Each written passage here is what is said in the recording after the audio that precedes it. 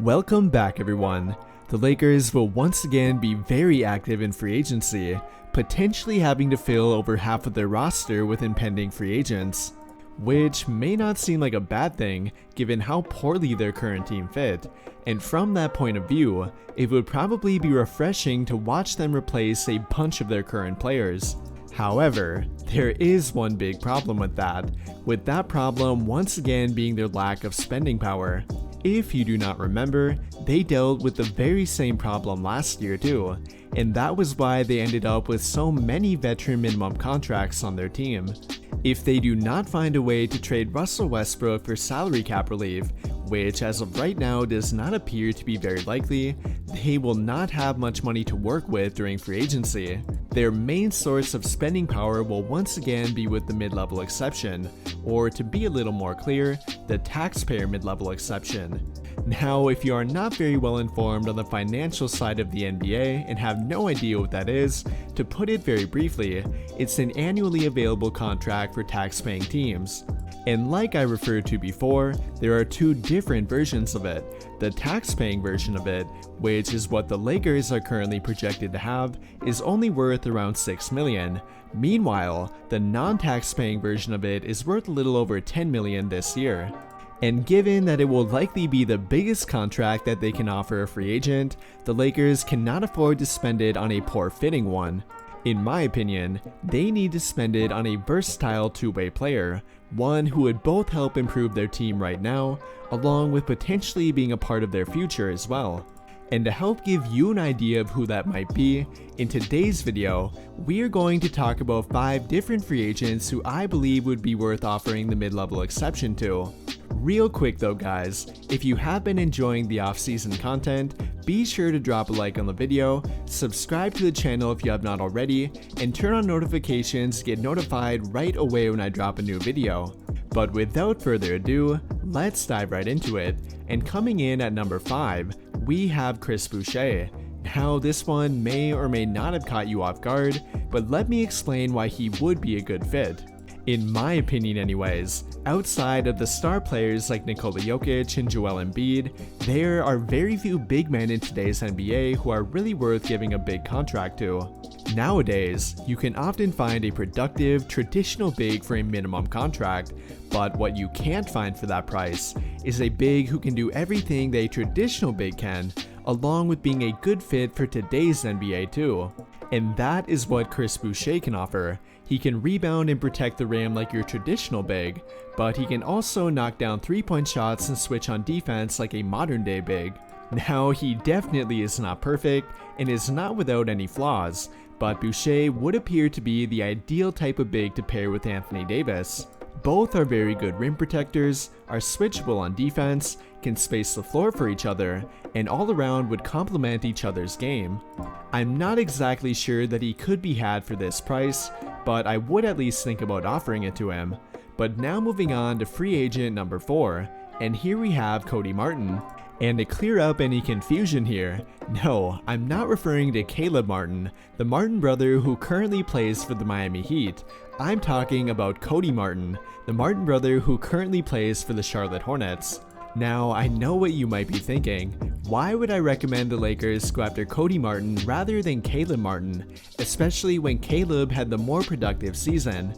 And well, it's because Caleb Martin likely played himself out of their price range. He had a true breakout year with the Miami Heat, averaging over 9 points per game, shooting over 41% from the 3-point line, and becoming one of their best defenders. And even though Cody Martin had a great year of its own, it was not quite on the same level compared to Caleb, nor was he given the same spotlight that Caleb had on the number 1 seed Miami Heat either. And along with that, with the Charlotte Hornets approaching a financial problem with retaining Miles Bridges, a guy like Cody Martin could be a potential casualty for them. If a team were to offer him a version of their mid-level exception, the Hornets would really have to think hard about matching it, and to me, that could be a perfect opportunity for the Lakers. Cody Martin can offer pretty much everything his brother can, albeit at a slightly lower level. He is a great defender, an improving 3-point shooter, and is all around an incredible athlete, and in my opinion, a great option to offer the mid-level to. Now moving on to free agent number 3 though, and here we have Gary Payton II, perhaps one of the best stories of the entire 2022 NBA season. He will be getting paid during free agency. And whether that is from the Golden State Warriors or not, he is going to be getting a significant pay raise. Gary Payton II was one of the most impactful defenders on the number 2 rated defense in the entire NBA this year. Along with that though, he finally began to show a reliable 3-point shot too. And those two things are pretty much all you need to get paid in today's NBA. Although, we do need to recognize that he is already 29 years old, which could limit his value a little bit.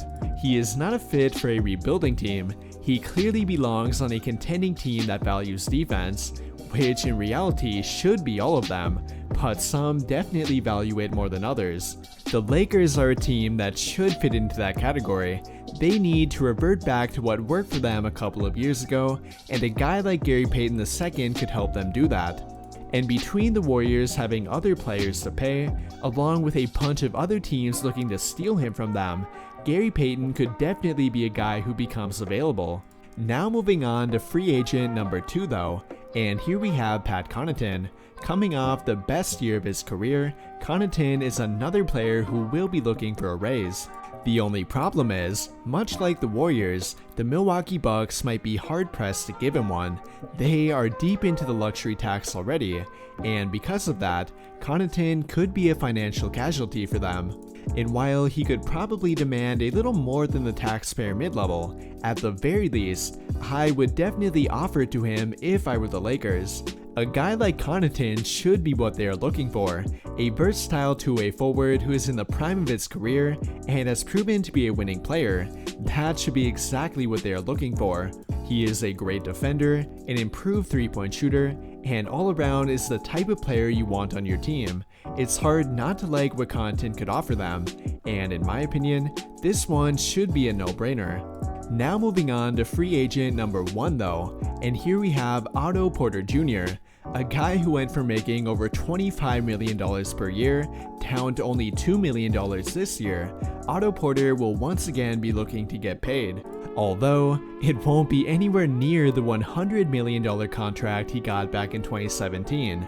Rather, he will be somewhere around the mid-level exception. The only question is, which mid-level exception? I could potentially see a team offering him the full mid-level, worth around $10 million, but more likely than not, a bunch of tax-paying teams will be offering him their version of the mid-level. Whether Otto Porter Jr. would actually be attracted to signing with the Lakers, I cannot really tell you, but one thing is for sure, they should definitely be offering him a contract. A tall, lanky 3-and-D player like Porter is what the Lakers need. He is a very good defender, albeit more of a team defender, a great 3-point shooter, and even a good rebounder too. Otto Porter would appear to be an ideal fit in a lineup with LeBron and Anthony Davis. He would basically be what Markieff Morris provided them back in the bubble, but by being an all-around better player compared to him. In conclusion though, I would happily take any 5 of these players with the taxpayer mid-level exception, and if I were the Lakers, each of them would definitely be on my radar. With all of that being said though, what do you guys think? Who would be your pick to offer the mid-level to? Let me know your thoughts by commenting down below and we can talk about it there. That will do it for this video though. Big thank you to those of you who took the time to watch until the end of this video, and until the end of all of my videos in general. I really hope you enjoyed it, and if you did, be sure to drop a like on the video, subscribe to the channel if you have not already, and turn on notifications to get notified right away when I drop a new video. But as always, thank you for watching and have a great day.